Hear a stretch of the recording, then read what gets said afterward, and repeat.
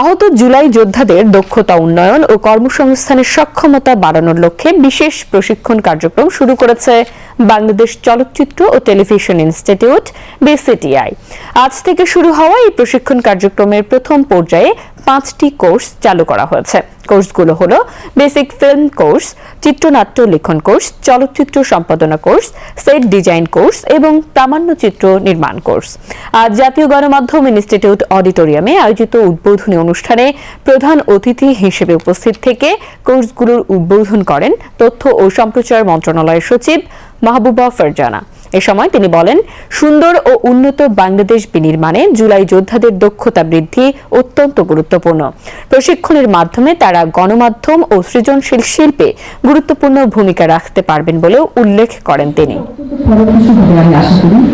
কারণ যেভাবে ডিজাইন করা হয়েছে, এই ডিজাইনের সঙ্গে যেমন বিসিটিআই কর্মকর্তাগণ এবং কর্মধার যুক্ত ছিলেন, আপনাদেরকে অনুরোধ করছি এই প্রশিক্ষণ প্রত্যেকটা তার জন্য আপনারা মনে ধারণ করেন, আপনারা গ্রহণ করেন এবং পরবর্তী কাজে লাগান।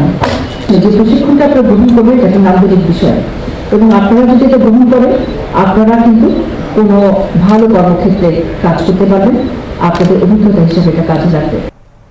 অনুষ্ঠানে আরো উপস্থিত ছিলেন জুলাই শহীদ স্মৃতি ফাউন্ডেশনের প্রধান নির্বাহী লেফটেন্যান্ট কর্নেল অবসরপ্রাপ্ত কামাল আকবর, বাংলাদেশ চলচ্চিত্র টেলিভিশন ইনস্টিটিউটের প্রধান নির্বাহী আবুল কালাম মোহাম্মদ শামসুদ্দিন, জগন্নাথ বিশ্ববিদ্যালয়ের ফিল্ম অ্যান্ড টেলিভিশন বিভাগের চেয়ারপারসন অধ্যাপক ডক্টর শাহ নিস্তার জাহান কবির সহ চলচ্চিত্র ও গণমাধ্যম অঙ্গনের বিশিষ্টজনেরা।